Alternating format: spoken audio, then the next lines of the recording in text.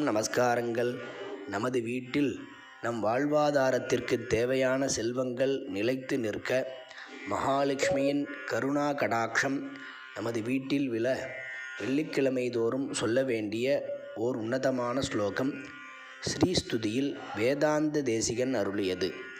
ஆர்த்திரத்ராணவ்ரதபிரமிருதா சாரநீலாம்புவாகைः அம்போஜானாமுஷசிமிஷதாம் அந்தரங்கைரபாங்கைः யஸ்யாம் திசி விஹரதே தேவி திருஷ்டிஸ்துதீயா தஸ்யாம் அகமகமிகாம் தம் வதே சம்பதோகாः.